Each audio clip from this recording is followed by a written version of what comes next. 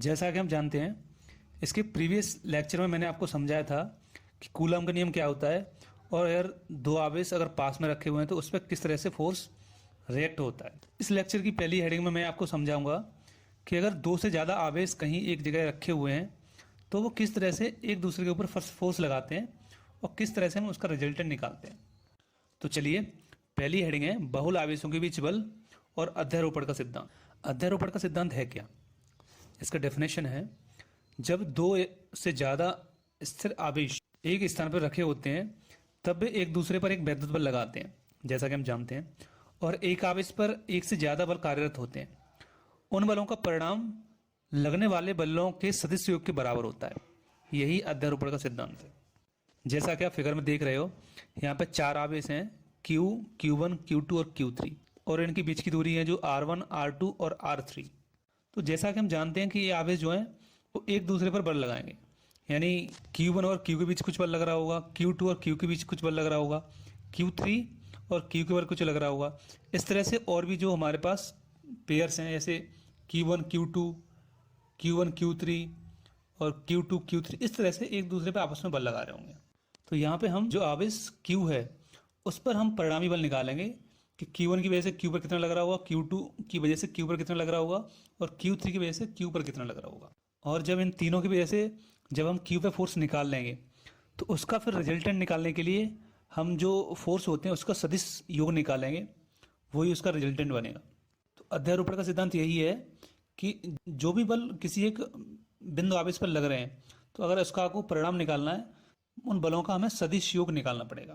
तो Q1 जो है वो माइनस है और प्लस Q है, तो इसके बीच लगने वाला जो बल होगा वो आकर्षण का होगा। जैसा कि आप देख सकते हो, F1 जो है वो Q1 और Q के बीच लगने वाला आकर्षण बल है, जो चिन्ह वो अंदर की तरफ होगा, एक दूसरे को खींचने की कोशिश कर रहे हैं। ऐसे ही प्लस Q2 आवेश और प्लस Q आवेश ये आपस में समान प्रकृति के, यानी ये आपस में प्रतिकर्षित करेंगे, एक दूसरे को रिपल करेंगे। तो जैसा कि आप फिगर में देख रहे हो कि Q2 की वजह से Q पर F2 बल लग रहा है जो कि उसके Q2 से दूर की तरफ है, और ये जो सब बल हैं जो उन दोनों आवेशों को मिलाने में रेखा है उसके अनुदिश होंगे। ऐसे माइनस Q3 की वजह से Q पर जो बल लग रहा होगा वो हो जाएगा F3। इनके बीच की दूरी R1, R2 और R3 है। जैसा कि हम देख रहे हैं, माइनस Q3 और प्लस Q ये आपस में विपरीत प्रकृति के हैं, इसका ये आपस में आकर्षण बल लगाएंगे, तो इनका भी जो दिशा है वो अंदर की तरफ होगी, एक दूसरे को खींचने की कोशिश करेंगे। तो इस तरह से आप देख सकते हो कि प्लस Q आवेश पर तीन बल लग रहे हैं, F1, F2 और F3। F1 है Q1 की वजह से, F2 है Q2 की वजह से और F3 है Q3 की वजह से। अब हम तीनों का इनका रिजल्टेंट निकालना है। तो जैसा कि हम जानते हैं कि अगर एक पर्टिकुलर बिंदु पर दो से ज़्यादा अगर बल लगते हैं तो उनका हमें रिजल्टेंट निकालना है, तो हमें पहले उसको सदिश रूप में कन्वर्ट करना पड़ता है, फिर उसको हमें सदिश योग निकालना पड़ता है, क्योंकि जो बल है वो एक सदिश राशि है, तो ये सदिश जो नियम होते हैं उनको फॉलो करेगा। तो आगे हम F1, F2, F3 को सदिश रूप में कन्वर्ट करेंगे, उसके बाद उसका हम सदिश योग निकाल। तो Q1 की वजह से Q पर जो वैद्युत बल है वो मैंने यहाँ पे कूलम का नियम लगाया है कि F1 बराबर 1/4πε0 Q1 अपॉन R1 स्क्वायर। यहाँ पे आवेश जो है वो Q और Q1 है के बीच निकालना था हमें, तो Q इंटू Q1 हो जाएगा अपॉन R1 स्क्वायर। R1 इनके बीच की दूरी है।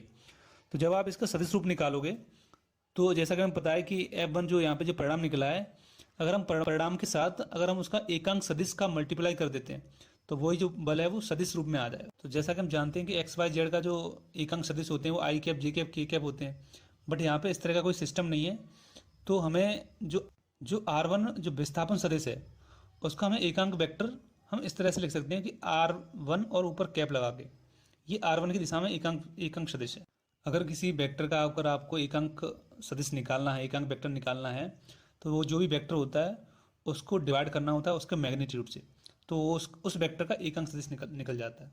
तो यहाँ पे हमें R1 पता होगा, तो R1 का अगर एकांक वेक्टर निकालना है तो उसके मैग्नीट्यूड से हम डिवाइड कर देंगे, तो यहाँ पे R1 कैप वेक्टर निकल जाएगा। अब देख सकते हो यहाँ पे F1 वेक्टर में मैंने कन्वर्ट किया है फोर्स F1 को, तो आया 1/4πε0 Q into Q1 upon R1 square into R1 cap.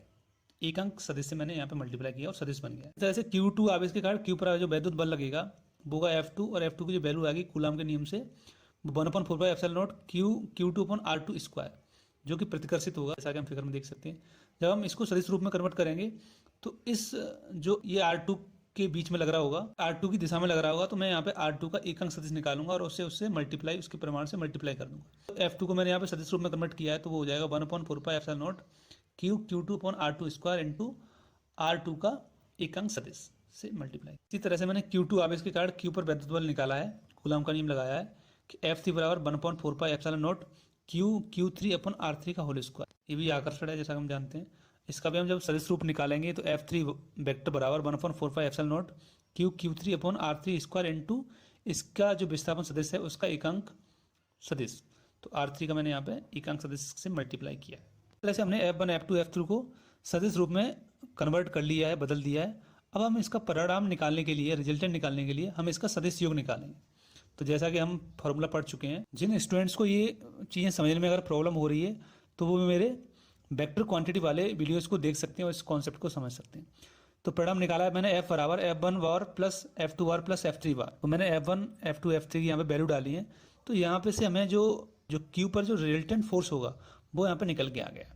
तो इस तरह से आप किसी भी बहुत सारे आवेशों पर लगने की वजह से जब किसी एक आवेश पर बल लगते हैं तो हम इस तरह से उसके रिजल्टेंट को निकाल सकते हैं। तो यहाँ पे मैंने Q पर निकाला है, आप इस तरह से Q1 और Q2 और Q3 तीनों पे भी निकाल सकते हैं। प्रोसीजर बिल्कुल सेम रहेगा, यही रहेगा। चलो आगे बढ़ते हैं। ये हेडिंग है गुरुत्वाकर्षण बल तथा वैद्युत बल की तुलना, यानी comparison between the gravitational force and electric force. तो जैसा कि हम जानते हैं कि जो गुरुत्वाकर्षण बल होता है वो दो द्रव्यमानों के बीच लगता है, दो बॉडियों के बीच लगता है, और वैद्युत बल होता है वो आवेशों के बीच लगता है। तो इसका जो पहला है ये हमेशा आकर्षण बल होता है, यानी जो गुरुत्वाकर्षण बल होता है वो हमेशा दो वस्तुओं को अपनी ओर खींचता है। बट इसके विपरीत जो वैद्युत बल होता है इसके अंदर आकर्षण भी होता है, प्रतिकर्षण भी होता है। अगर समान प्रकृति के आवेश हैं तो ये आपस में प्रतिकर्षित करेंगे और विपरीत प्रकृति के आवेश हैं तो ये आपस में आकर्षित करेंगे। सेकंड है कि जो गुरुत्वाकर्षण बल होता है वो कणों के बीच जो माध्यम होता है उस पर डिपेंड नहीं करता है कि जो भी द्रव्यमान है उनके बीच क्या है, वायु है, दूसरा माध्यम है, उस पर डिपेंड नहीं करता है। उसके फोर्स में कोई डिस्टर्बेंस नहीं होता है। पर जो वैद्युत बल होता है आवेशों के बीच जो माध्यम होता है, जो मीडियम होता है, उस पर डिपेंड करता है। ताकि मैं पढ़ा चुका हूँ आपको कि जब हम किसी आवेशों के बीच कोई अगर दूसरा एक कुचालक माध्यम रखते हैं तो हमारा जो बल होता है वो कम होता है, कम हो जाता है। तो वही चीज़ है।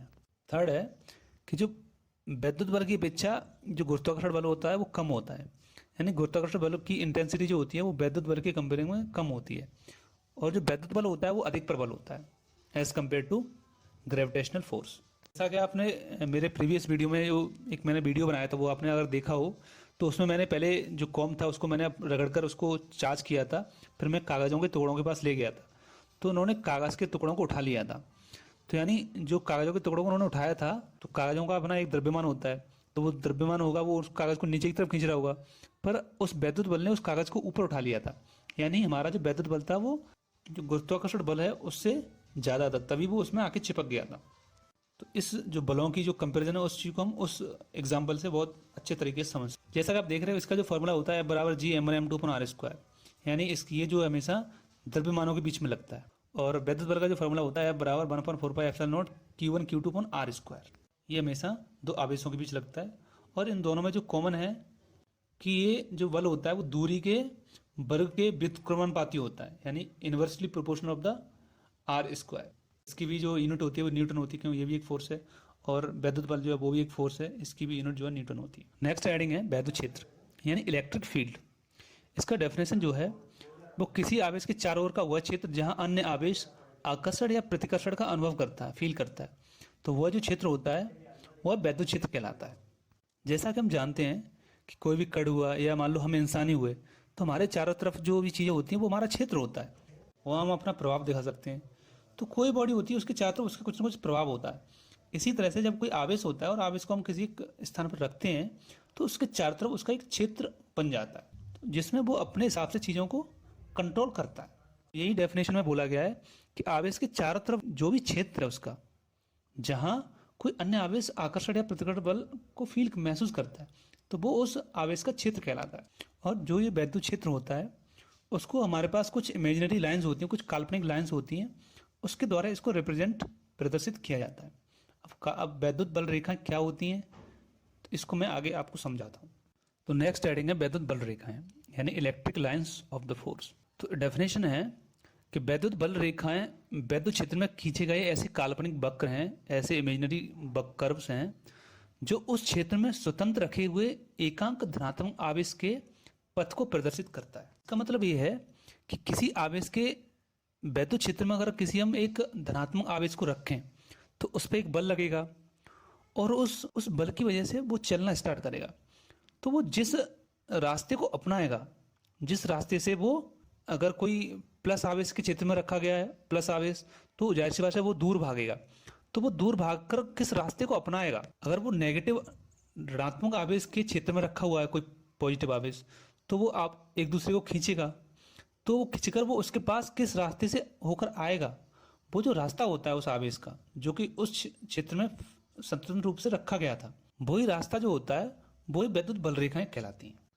तथा इन वक्रों के किसी बिंदु पर खींची गई स्पर्श रेखा धनात्मक आवेश पर लगने वाले वैद्युत बल की दिशा को प्रदर्शित करता है। यानी जो भी वैद्युत रेखाएं थी उसके किसी बिंदु पर अगर आप स्पर्श रेखा खींचोगे तो उसकी जो डायरेक्शन होगी, तो वो जो स्वतंत्र आवेश उसके क्षेत्र में जो चल रहा था उसकी दिशा किधर होगी, उस दिशा की डायरेक्शन को वो स्पर्श रेखा प्रदर्शित करेंगी।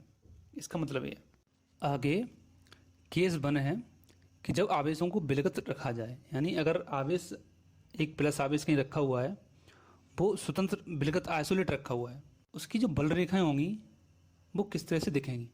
तो यहाँ में मैंने एक प्लस आवेश लिया है, जैसा कि आप देख सकते हो कि इससे जो बल रेखाएं हैं इसके केंद्र से निकलकर अनंत की ओर जा रही हैं। तो हमेशा जो प्लस आवेश होता है उससे जो बल रेखाएं होती हैं वो उसके केंद्र से निकलकर अनंत की तरफ जाती हैं।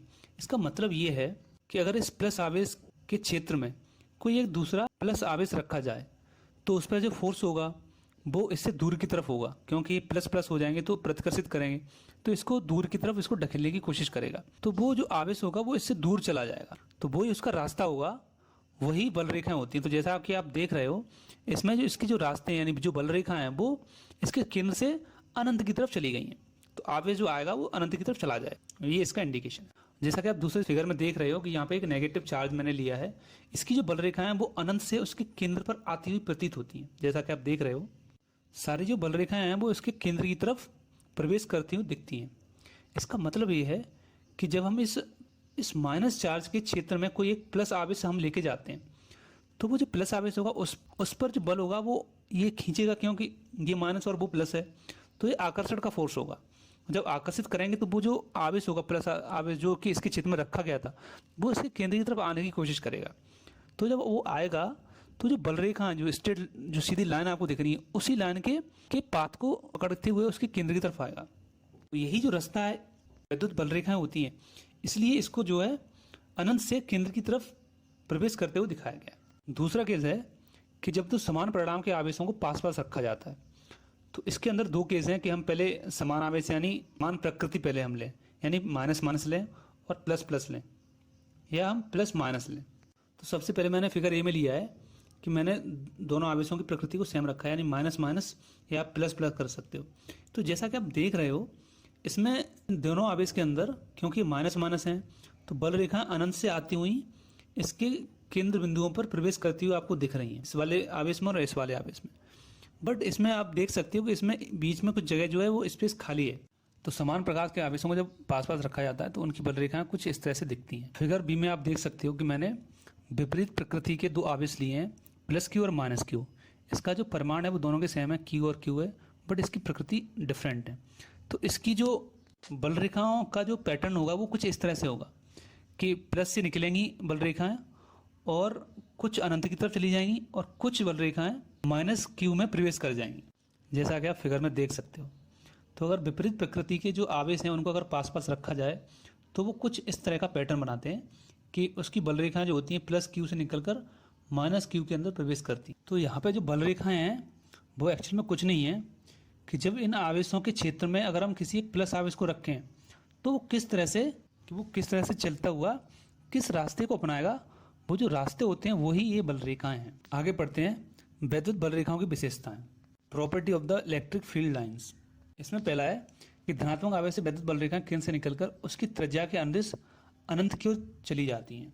जैसा कि मैंने बताया था कि जो प्लस चार्ज होता है उससे हमेशा बल रेखाएं उसके केंद्र से निकलती हैं और अनंत की तरफ जाती हैं। तो वही यहाँ पे इसको यहाँ पे मैंने दिखाया है। दूसरा है कि ऋणात्मक आवेश की वैद्युत बल रेखाएं अनंत से केंद्र की ओर त्रिज्या के अनुदिश आती हुई प्रतीत होती हैं।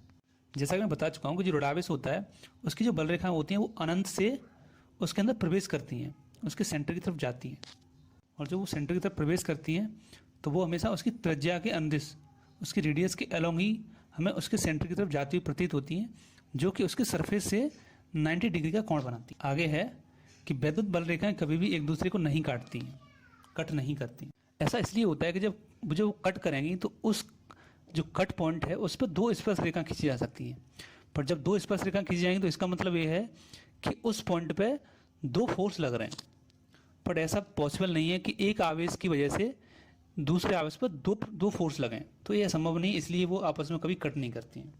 नेक्स्ट पॉइंट है कि ये जो वैद्युत बल रेखाएं होती हैं वो धनावेश से निकलकर ऋणावेश प्रवेश करती हैं।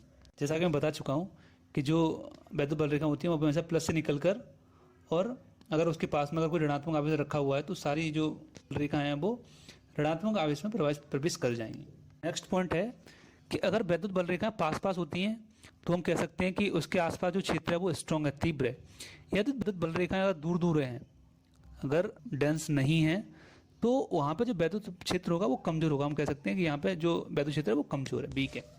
नेक्स्ट पॉइंट है कि वैद्युत बल रेखाओं के किसी भी पॉइंट पर खींची गई स्पर्श रेखा धनात्मक आवेश पर लगने वाले वैद्युत बल की दिशा को दर्शाता है। जैसा कि मैं आपको बता चुका हूँ कि अगर वैद्युत बल रेखाओं के किसी भी एक पॉइंट पर अगर स्पर्श रेखा खींचते हो तो वो जो स्पर्श रेखा होती है तो वो उस क्षेत्र में स्वतंत्र रूप से रखे गए धनात्मक आवेश पर लगने वाले दिशा को प्रदर्शित करता है। उस आवेश पर किस दिशा में बल लग रहा है वो उसकी स्पर्श रेखा से प्रदर्शित होता है। आगे कुछ नोट पॉइंट्स हैं। तो पहला नोट पॉइंट्स है कि पास रखे दो समान प्रकृति यानी दोनों के जो चार्ज का परिमाण है वो सेम है, और प्रकृति यानी दोनों प्लस प्लस है या माइनस माइनस, तो समान प्रकार के आवेशों के मिलाने वाली रेखा के मध्य बिंदु पर परिणामी वैद्युत क्षेत्र जो होता है वो शून्य होता है, और उस बिंदु को हम उदासीन बिंदु यानी न्यूट्रल पॉइंट बोलते हैं। जैसा कि आप फिगर में देख रहे हो कि अगर हम समान प्रकृति के आवेशों को पास पास रखते हैं तो उनके जो बल रेखाओं को पैटर्न होता है वो कुछ इस तरह का होता है। तो उनके बीच में कुछ स्पेस, कुछ जगह ऐसी होती है जहाँ पे बल रेखाएं नहीं होती हैं, तो इनके मिलाने वाली रेखा के मध्य में जो पॉइंट होगा वहाँ पे परिणामी जो वैद्युत क्षेत्र होगा वो शून्य होगा। या अगर यहाँ पे अगर किसी हम आवेश को ले जाते हैं तो वो उस पर कोई फर्क नहीं पड़ेगा। ऐसा नहीं है कि यहाँ पे क्षेत्र नहीं होता, यहाँ पे क्षेत्र होते हैं, बट जैसा कि जो एक दूसरे की वजह से जो क्षेत्र होते हैं वो आपस में विपरीत दिशा में होने की वजह से वो आपस में कटकर शून्य हो जाते हैं, इसलिए परिणामी वैद्युत क्षेत्र शून्य होता है। और यहाँ पे जो न्यूट्रल पॉइंट होता है वो उसके मध्य में होगा अगर जो आवेश हैं वो समान प्रकृति के होंगे और समान परिमाण के होंगे। दूसरा नोट पॉइंट है कि यदि समान प्रकृति तथा असमान परिमाण के आवेशों को पास रखा जाए तो उदासीन बिंदु मध्य में न होकर कम परिणाम वाले आवेश की तरफ खिसक जाएगा। जैसा कि हम जानते हैं कि दोनों आवेश जो हैं वो समान प्रकृति के हैं, यानी माइनस माइनस या प्लस प्लस हैं, तो उनका जो पैटर्न होगा वो कुछ इस तरह का होगा। तो इसके मध्य में, क्योंकि अब जो आवेश का परिमाण है वो सेम नहीं है, एक मान लो Q है तो एक मान लो 2Q है, 3Q है, तो यहाँ पे परिमाण जो है वो थोड़े से चेंज हो गए।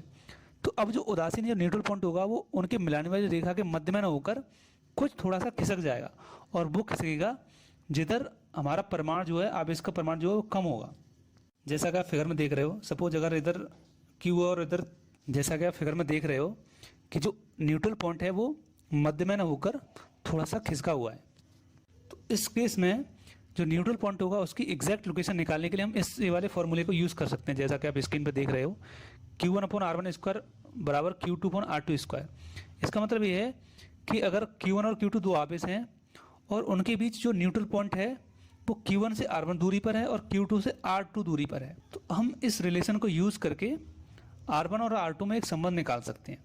और जैसा कि हम जानते हैं कि उनके जो बीच की दूरी होगी वो R1 + R2 के बराबर हो, तो इस तरह से हम R1 R2 की ये दो इक्वेशन को सॉल्व करके हम इस तरह के न्यूमेरिकल्स को सॉल्व कर सकते हैं। तो आज के लिए बस इतना ही। मुझे उम्मीद है कि आज के चैप्टर में मैंने आपको जो भी पढ़ाया है, जो भी टॉपिक्स पढ़ाए हैं, वो आपको पूरी तरह से समझ आए होंगे। हम मिलते हैं नेक्स्ट वीडियो में इसी चैप्टर के नेक्स्ट लेक्चर के साथ।